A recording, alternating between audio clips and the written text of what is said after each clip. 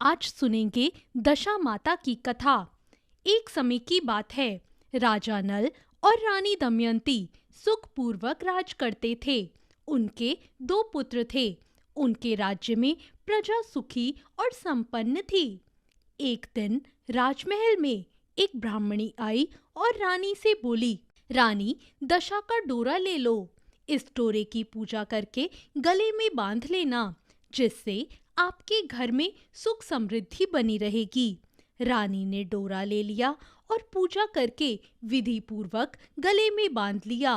कुछ दिनों बाद जब राजा नल ने रानी के गले में डोरा बंधा हुआ देखा, तो राजा ने पूछा, सोने के गहनों के साथ आपने ये डोरा क्यों पहना है? रानी के कुछ कहने से पहले ही राजा ने डोरे को तोड़कर जमीन पर फेंक दिया।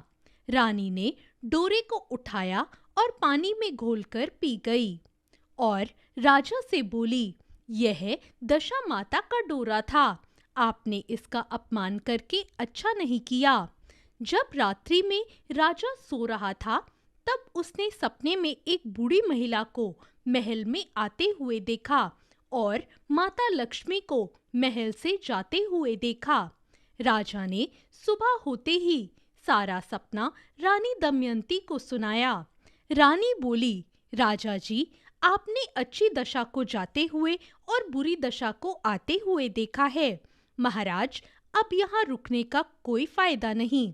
राजा रानी ने अपनी बहुओं को पीहर भेज दिया और अपने बेटों को राजा भील के महल में छोड़ दिया और अपना मन लगाने के लिए अपना एक पोता साथ ले लिया। इस प्रकार राजा नल और रानी दमयंती अपने देश को छोड़कर दूसरे देश चल दिए। चलते चलते रास्ते में राजा के मित्र सेठ का गांव आया। दूतों ने सेठ से कहा, सेठ जी, आपके मित्र आ रहे हैं।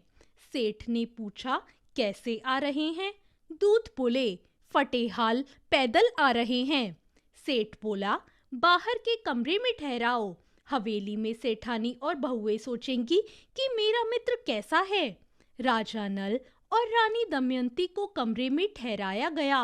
उस कमरे में मोर की तस्वीर की खूंटी पर सेठानी का नौलखा हार टंगा था। रानी ने देखा, खूंटी हार को निगल रही थी। रानी ने राजा से कहा, यहाँ से चलना चाहिए, नहीं तो हमारा चोरी का नाम लगेगा। और फिर वो रात्रि को ही वहां से चल दिए। आगे चलने पर राजा की बहन का गांव आया। राजा ने बहन के घर खबर पहुंचाई, तुम्हारा भाई आया है। बहन ने पूछा, कैसा आया है? तो खबर देने वाले बोले, फटे हाल पैदल आ रहा है। बहन बोली, उन्हें बाहर पीपल के पेड़ के नीचे ठहरा दो, नहीं तो सास देवरानी कहेंगी, कैसा भाई है मेरा। बहन भाई से मिलने के लिए एक थाली में चावल और मूंग ले आई। राजा नल के हाथ में लेते ही वह चावल मूंग कीड़े मकोड़े बन गए। रानी दमयंती ने गड्ढा खोदकर उन्हें डाल दिया और वहां से आगे चल दिए। चलते चलते रास्ते में एक नदी आई। राजा ने वहां तीतर मारकर रानी को दिए और कहा, रानी, मैं पोते के साथ नदी में नहाकर आता हूँ, आप तब तक तीतर पकाइए। राजा पोते के साथ नदी चला गया। जब राजा वापस आया तो रानी ने कहा, पके हुए तीतर भी हांडी में से उड़ गए। राजा बोला, रानी, मेरे से पोता भी बह गया। दोनों विलाप करके वहां से आगे चल दिए। रास्ते में उन्हें एक गांव में एक सूना बाग दिखा। दोनों रात को वहीं सो गए। सुबह बाग की मालकिन आई तो उसने देखा कि सूखे बंजर बाग में नई कोपलें फूट रही थी। वह बोली, तुम दोनों कौन हो? वह बोले, हम तो समय के मारे हैं, रहने की जगह ढूंढ रहे हैं। मालिन बोली, यहीं रहो और मेरे बाग की देखभाल करो। अब वो दोनों उसी बाग में रहने लगे। दिन बीतने लगे। ऐसे ही होली का दिन आया। राजा जैसे ही कुएं से पानी भरता तो पानी में बार बार कुछ आता। राजा उसे वापस कुएं में फेंक देता।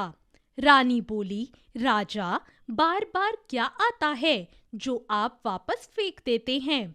राजा बोला, रानी, पानी में एक सूत की कुकड़ी और हल्दी की गांठ ना जाने कहां से बार बार आ जाती है। रानी बोली, राजा, इस बार पानी में कुकड़ी और गांठ आए तो मुझे दे देना। राजा बोला, दमयंती, पहले ही तुम्हारे कामण कुमण से आज हमारी ये दशा हो गई, अब तुम फिर से वही करना चाहती हो? राजा के पास फिर से पानी में वो दोनों चीजें आई। इस बार राजा ने हल्दी की गांठ और सूत की कुकड़ी रानी को दे दी। रानी ने होलिका दहन के वक्त होली को जल दिखाकर अगले दिन सुबह दशा माता का व्रत किया और डोरा लिया।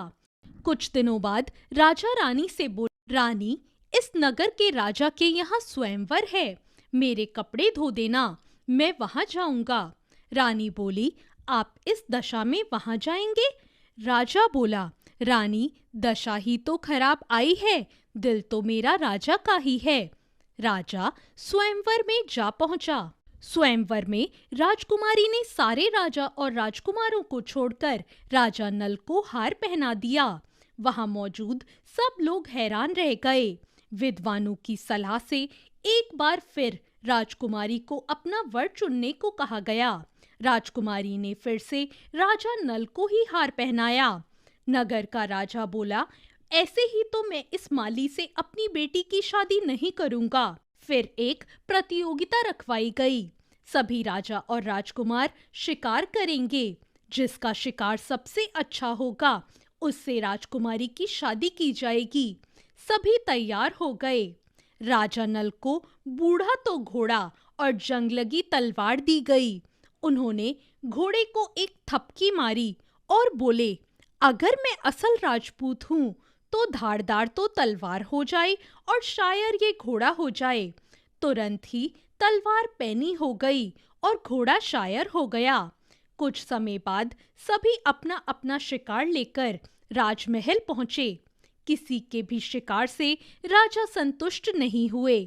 फिर पूछा, वह माली कहाँ है, उसे ढूंढ कर लाओ। सिपाही जंगल पहुंचे तो उन्होंने देखा एक पेड़ के नीचे वो सो रहा था। सिपाहियों ने उसे जगाया और शिकार का पूछा तो राजा नल ने कहा, पेड़ पर टंगा है, जाओ ले जाओ। शिकार देखकर नगर के राजा बहुत खुश हुए और बोले, ये है असल राजपूत का शिकार। राजकुमारी को माली से ब्याह दिया गया। वह दोनों वहां से चल दिए और बाग में आ गए। रानी दमयंती ने छोटी रानी का स्वागत किया। दोनों रानियां एक दिन बैठी हुई थी तो रानी दमयंती बोली, छोटी रानी, आज तो अपने नगर की ओर बिजली चमक रही है। छोटी रानी बोली, दीदी, अपने नगर भी है? तो रानी दमयंती बोली, अपन नरवल कोट राज्य के राजा हैं, अपने ऊपर भीखा पड़ा था तो आज अपन इस दशा में आ गए। छोटी रानी ने सारी बात जाकर अपने पिताजी को बताई। नगर के राजा ने राजा नल से क्षमा मांगते हुए हाथी, घोड़े, हीरे जवाहरात देकर उनके नगर की ओर उन्हें रवाना किया। चलते चलते आगे नदी आई। आगे आगे तीतर सुभान तेरी कुदरत करते हुए उड़ने लगे। नदी के किनारे एक धोबन के पास उन्हें अपना पोता भी मिल गया। धोबन बोली, मुझे तो ये नदी किनारे मिला था। धोबन को बहुत से हीरे जवाहरात देकर अपने पोते को लेकर वो लोग वहां से आगे बढ़े। रास्ते में राजा की बहन का गांव आया। राजा ने बहन तक खबर पहुंचाई कि तुम्हारा भाई आ रहा है। बहन ने पूछा, कैसा आ रहा है? खबर देने वाले बोले, हाथी, घोड़े, लाव लश्कर के साथ आ रहा है। बहन बोली, मेरे महल ले आओ। रानी दमयंती बोली, नहीं, हम तो वहीं पीपल के नीचे रुकेंगे। बहन कई तरह के पकवान बनाकर ले आई। तब रानी दमयंती ने जो चावल मूंग गाड़े थे वो निकाले। वो सब हीरे मोती बन गए। उन्होंने अपनी ननद को देते हुए कहा, बाई जी, आपकी अमानत, ये हम यहीं छोड़ गए थे। बहन को भी खूब हीरे जवाहरात देकर वो आगे चले। आगे राजा के दोस्त सेठ का नगर आया। सेठ तक खबर पहुंचाई गई, सेठ जी, आपका दोस्त आ रहा है। सेठ ने पूछा, कैसा आ रहा है? खबर देने वाले बोले, हाथी घोड़े लाव लश्कर के साथ आ रहा है। सेठ जी बोले, लाओ मेरी हवेली में ले आओ। राजा नल बोले, हम हवेली में नहीं, बाहर के कमरे में ही ठहरेंगे। सेठ जी ने उनके लिए हलवा और पकवान बनवाए। रानी दमयंती ने खूंटी के पास हलवा रख दिया। खूंटी ने हलवा निगल लिया और सेठानी का नौलखा हार उगल दिया। राजा ने अपने मित्र सेठ से कहा, मित्र, हमारी दशा खराब आई थी, इसलिए खूंटी भी हार निगल गई और हम पर चोरी का नाम लगा। इसके बाद राजा नल वहां से आगे बढ़े और फिर भील राजा के पास पहुंचे और वहां से अपने पुत्रों को लेकर अपने नगर की ओर चल दिए। जैसे ही नगर के निकट पहुंचे तो नगरवासियों ने लाव लश्कर देखकर सोचा, हमारे राजा तो यहाँ नहीं हैं, लगता है किसी और राजा ने हमारे नगर पर आक्रमण कर दिया है। तब नगर में सूचना पहुंचाई गई, आपके राजा नल और रानी दमयंती आ रहे हैं। तब सभी ने उनका स्वागत किया। राजा का पहले जैसा ठाट बाट फिर से हो गया। हे दशा माता, पहले जैसे राजा नल पर कोप किया वैसे किसी पर मत करना, और बाद में जैसे उनकी दशा सुधारी वैसे सभी की सुधारना। तो ये थी दशा माता की कहानी।